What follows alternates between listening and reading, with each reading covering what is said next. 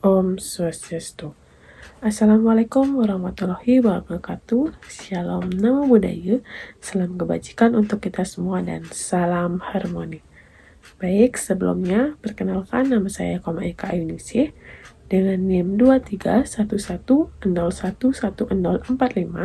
dari Fakultas Ilmu Pendidikan, Prodi Bimbingan dan Konseling, kelas A semester 6. Yang pada kesempatan kali ini saya akan membuat video dari salah satu mata kuliah yaitu Teori dan Praktikum Konseling Individu yang diampu oleh Ibu Dr.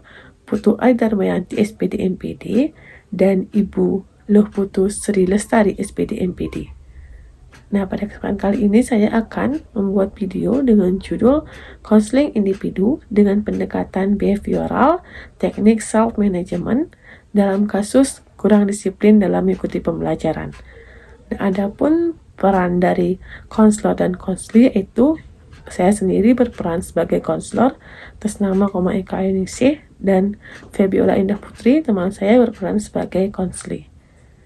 Baik, adapun identifikasi permasalahannya yaitu ada seorang siswa SMP yang saat ini sedang duduk di kelas 8 memiliki permasalahan kurang disiplin pada saat mengikuti pembelajaran. Nah, konseli selalu mengerjakan tugas terlambat, jarang belajar di rumah, dan juga sering menghabiskan waktu bermain handphone dan juga bermain dengan teman-temannya. Selain itu juga, konseli itu sering terlambat mengumpulkan tugas dan kurang fokus pada saat mengikuti pembelajaran. Nah, akibat dari permasalahan tersebut, nilai akademik konseli menjadi menurun dan beberapa mata pelajaran tidak dipahami oleh konseli. Sebenarnya konseli sudah mengetahui permasalahan yang dialami, namun konseli mengabaikan permasalahan tersebut. Nah, seiring dengan waktu, guru wali kelas dan juga guru mata pelajaran menyadari hal tersebut karena si konseli itu sering terlambat dalam mengumpulkan tugas dan juga kurang fokus pada saat mengikuti pembelajaran. Nah, akibat dari permasalahan tersebut, wali kelas melaporkan permasalahan ini ke guru BK. Lalu guru BK memanggil konseli untuk menanyakan lebih lanjut tentang permasalahan yang dialami dan juga melaksanakan sesi konseling.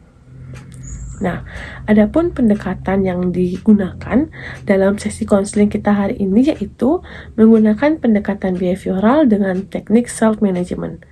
Nah, mengapa pendekatan dan teknik itu dipilih? Karena sesuai dengan permasalahannya yaitu kurang disiplin dalam mengikuti pembelajaran dan juga dipengaruhi oleh kehidupan sehari-hari si konseli. Nah, menggunakan teknik self-management ini bertujuan untuk membantu konseli mengenali perilaku yang kurang tepat, menentukan target perubahan dari konseli, lalu membuat jadwal belajar yang teratur, serta membantu mengembangkan dirinya agar menjadi lebih baik lagi. Lalu konselor juga membantu menyusun langkah-langkah yang sederhana agar dapat mengurangi perilaku bermain smartphone dan juga agar rajin dalam mengikuti pembelajaran. Nah, pada sesi konseling, konselor juga akan selalu memberikan penguatan positif agar konseli itu menjadi lebih baik lagi.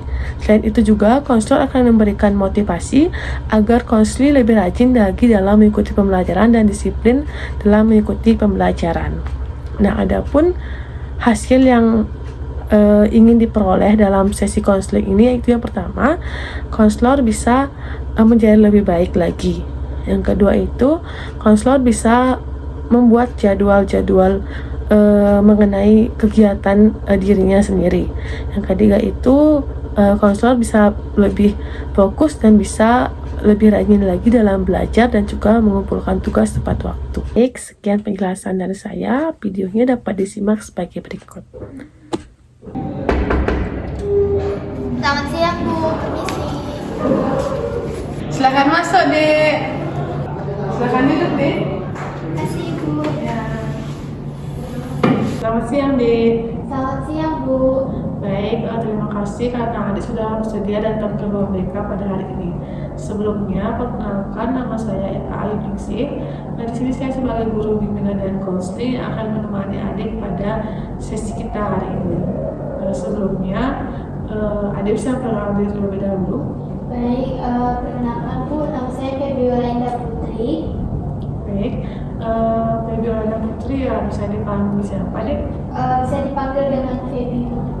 Baik, senang ya bisa bertemu dengan Febi hari ini.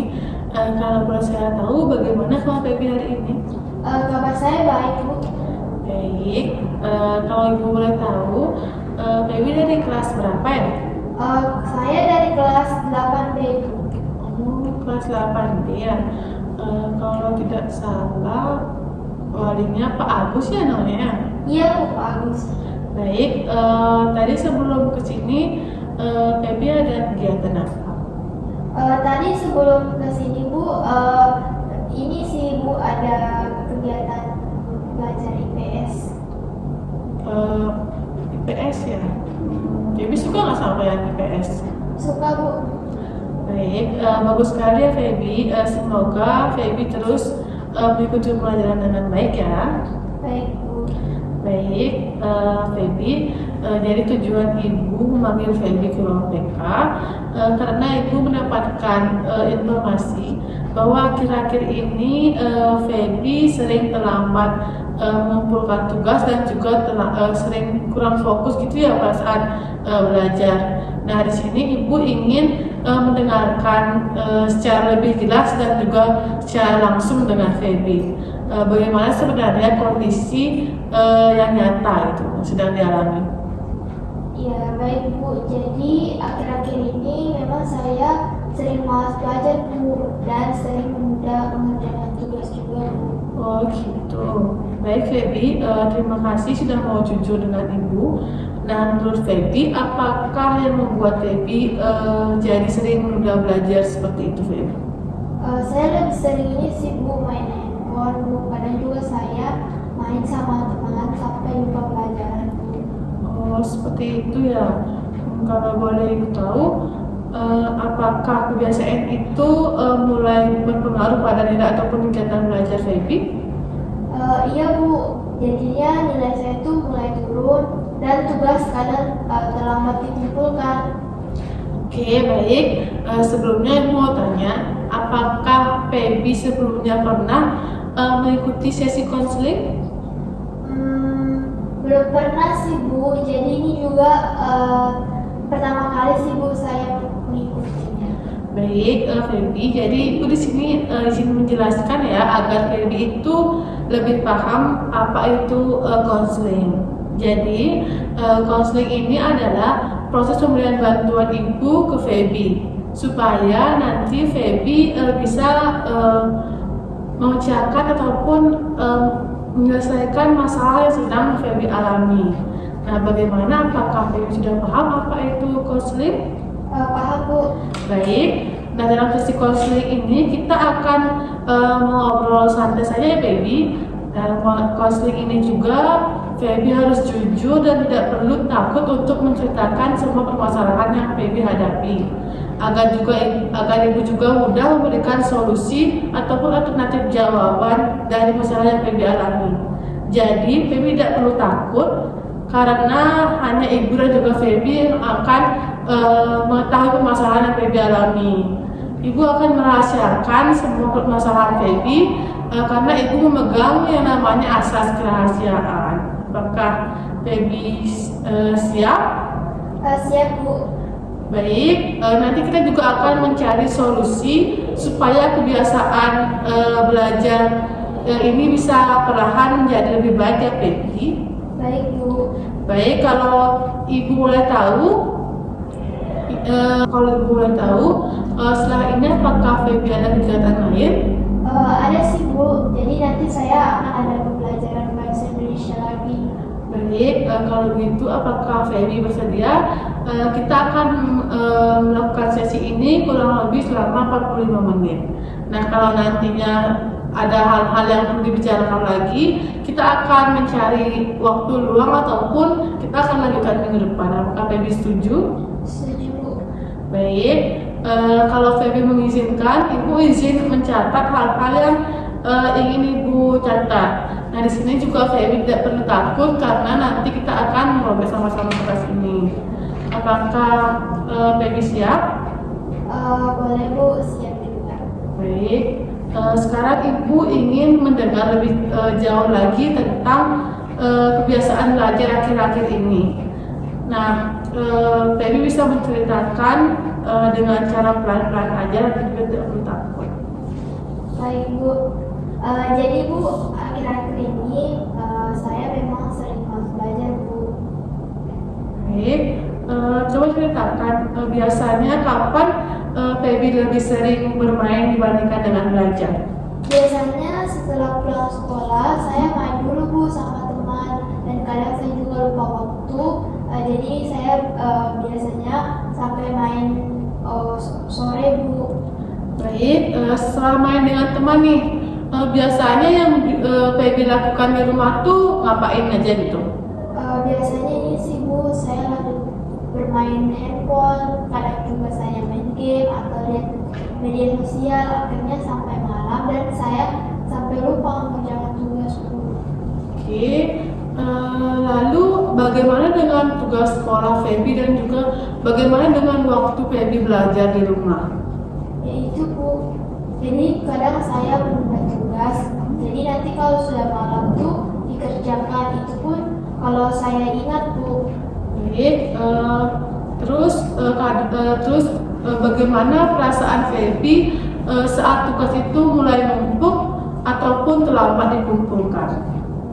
Biasanya ini sih Bu, akhirnya saya jadi panik sendiri kan, dan takut kalau nanti akan dimarahi guru. Baik, biasanya apa yang Feby lakukan ketika merasa panik seperti itu? Kadang saya tetap menunda Bu, karena bingung mau mulai dari mana saking sudah tertinggalnya itu Bu. Baik, jadi yang Ibu pahami setelah Feby pulang sekolah itu Feby langsung bermain sama teman-teman ya, lalu dilanjutkan dengan bermain handphone sampai dengan malam, sehingga waktu belajar dan juga mengerjakan tugas menjadi berkurang. Nah, akibatnya tugas mulai menumpuk dan Feby itu menjadi panik. Apakah benar seperti itu, Feby? Iya Bu, benar seperti itu. Baik, Feby, nanti kita akan mencoba mengubah kebiasaan belajar itu sedikit demi sedikit supaya menjadi lebih baik lagi ya. Baik Bu. Baik, sekarang coba Feby pikirkan kebiasaan apa yang paling ingin Feby ubah terlebih dahulu. Baik, saya ingin mengurangi main handphone saat malam hari Bu, agar saya bisa mengerjakan tugas. Baik, bagus sekali ya Feby. Nah, setelah itu bagaimana dengan waktu bermain sama teman-teman? Mungkin saya juga harus mengurangi waktu bermain Bu, supaya ada waktu belajar. Wah, bagus sekali ya Feby. Berarti Feby sudah mulai memahami kebiasaan apa yang perlu diubah ya. Iya Bu. Baik, bagus sekali ya Feby. Sekarang kita akan coba untuk membuat target sederhana dulu ya Feby. Misalnya Feby itu membatasi waktu bermain dengan teman-teman atau mengurangi bermain handphone saat malam hari. Nah, supaya Feby lebih mudah untuk menjalankannya. Baik Bu. Baik, menurut Feby, apakah Feby sanggup memulai belajar secara rutin selama 30 menit setiap hari, setiap malam? Saya rasa bisa sih Bu, sanggup. Baik, kalau seperti itu jam berapa biasanya Feby itu memulai belajar di rumah? Mungkin saya bisa Bu setelah makan malam, sekitar jam 7 malam. Baik, berarti mulai hari ini ya Feby bisa membuat jadwal belajar yang dimana dimulai dari setelah makan malam itu sekitar jam 7 malam selama 30 menit setiap hari. Oh iya baik Bu. Baik, nanti Feby juga bisa mencatat di buku kecil ataupun checklist setiap kali berhasil belajar sesuai dengan jadwal. Jadi Feby itu bisa memantau perkembangan dari diri sendiri, Feby. Siap Bu. Baik, selain itu juga apa yang Feby lakukan supaya tidak tergoda bermain handphone saat belajar nanti? Mungkin saya akan mematikan handphone terlebih dahulu Bu, agar saya tidak terdistract dan kemudian saya akan simpan di dalam laci. Baik, itu sangat bagus sekali ya Feby. Nah, dalam self management itu namanya mengontrol hal-hal yang bisa mengganggu waktu belajar Feby ya. Iya Bu. Baik, kalau untuk mengurangi waktu bermain sama teman nih, kira-kira apa yang bisa Feby lakukan? Mungkin saya tidak bermain terlalu lama dan langsung pulang kalau sudah sore. Bagus sekali ya Feby. Jadi sekarang Feby sudah memiliki target belajar, jadwal belajar, dan juga cara mengurangi hal-hal yang mengganggu Feby belajar. Iya Bu. Baik, kalau nanti misalnya Feby berhasil dalam menjalankan jadwal ataupun target belajar itu secara rutin, kira-kira apa manfaat yang akan Feby rasakan nantinya? Mungkin saya akan menjadi lebih paham terhadap pelajaran dan juga tugas saya tidak akan lagi menumpuk Bu. Baik, betul sekali ya Feby. Selain itu juga nilai Feby juga menjadi lebih baik dan juga menjadi lebih disiplin. Iya Bu, jadi saya juga ingin rasakan seperti itu Bu. Baik, menurut Feby apakah nanti ada hambatan yang mungkin membuat Feby itu sulit menjalankan jadwal ataupun jadwal sudah dibuat? Mungkin rasa malas sih Bu, atau mungkin juga kadang masih ada ajakan bermain sama teman. Baik, misalnya kalau rasa malas itu muncul, apa yang bisa Feby lakukan supaya tetap menjalankan jadwal belajar yang sudah dibuat? Mungkin yang saya bisa lakukan itu Bu, saya akan ingat tujuan saya supaya nilai saya tidak akan turun lagi Bu. Bagus sekali ya Feby. Nah, itu artinya Feby sudah mulai belajar mengontrol diri sendiri. Iya Bu. Baik, selain itu Feby juga nanti bisa memberikan hadiah sederhana untuk diri sendiri kalau misalnya Feby itu berhasil menjalankan jadwal belajar yang sudah dibuat. Misalnya nih setelah belajar, Feby bisa bermain handphone sebentar. Oh iya Bu, jadi mungkin saya akan lebih semangat ya. Ya, betul sekali ya Feby. Jadi bermain handphone itu tak boleh, tetapi setelah tanggung jawab belajar itu selesai, dilakukan terlebih dahulu.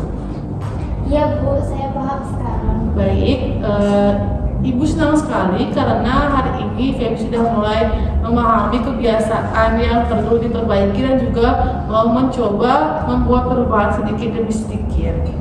Baik, terima kasih Bu. Baik Budi, sebelum kita akhiri sesi kita hari ini, menurut Feby sendiri apakah hal yang paling penting yang Feby dapatkan dari pertemuan kita hari ini? Mungkin saya bisa jadi sadar Bu kalau kebiasaan bermain terus dan menunda belajar ternyata membuat tugas saya semakin menumpuk dan nilai saya semakin menurun juga. Baik, Ibu sangat senang sekali ya. Feby sudah mulai menyadari hal-hal tersebut. Dari tadi juga Ibu sudah melihat bahwa Feby itu sudah mulai terbuka dan juga memahami kebiasaan yang perlu diperbaiki.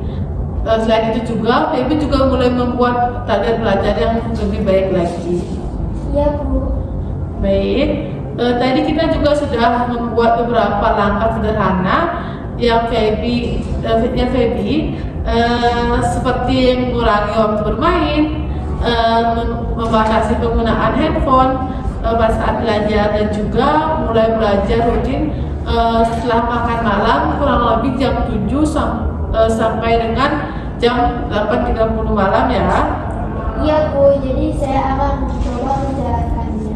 Bagus ya Feby. Yang penting adalah bagian dari Feby belajar yaitu mengontrol dan juga mengatur diri sendiri secara perlahan ya. Baik Bu.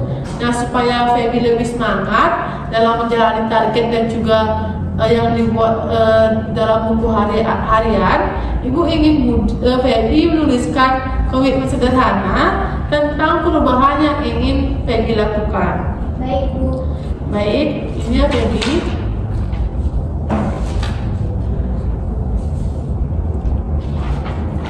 Baik, sekarang coba Feby tuliskan target yang ingin Feby lakukan. Nah, misalnya belajar rutin pada jam 7 malam dan tidak bermain terlalu lama bersama teman-teman.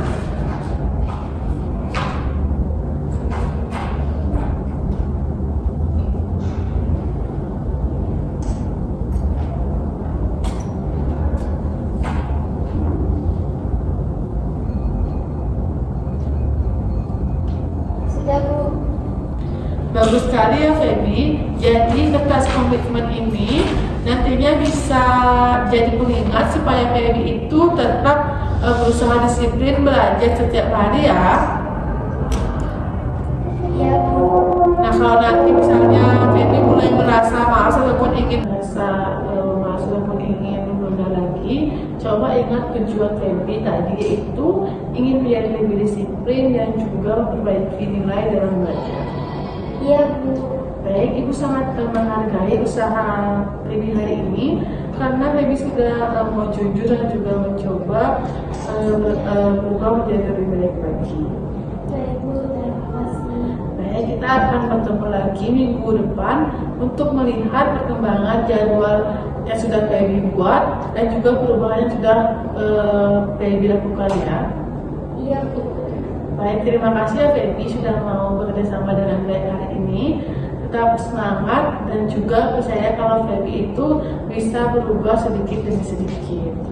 Baik Bu, terima kasih juga karena sudah mendengarkan saya dan sudah bantu saya dalam menyelesaikan masalah saya. Baik Feby, sama-sama. Nah, sekarang kita akan merobek kemarin yang saya tadi minta izin untuk Feby mencapai itu kan kita robek sama-sama agar tidak ada kecurigaan satu sama lain.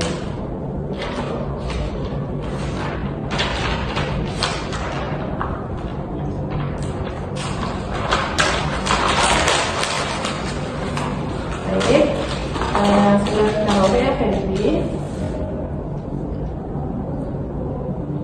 Baik Bu, saya izin kembali ke kelas ya Bu. Baik, Feby silakan kembali ke kelas dan tetap semangat ya. Ibu tunggu perubahan dari Feby. Terima kasih. Baik, sekian yang dapat saya sampaikan. Mohon maaf apabila ada kata-kata yang salah atau perbuatan yang kurang berkenan. Akhir kata saya ucapkan terima kasih. Om Santi Santi Santi Om.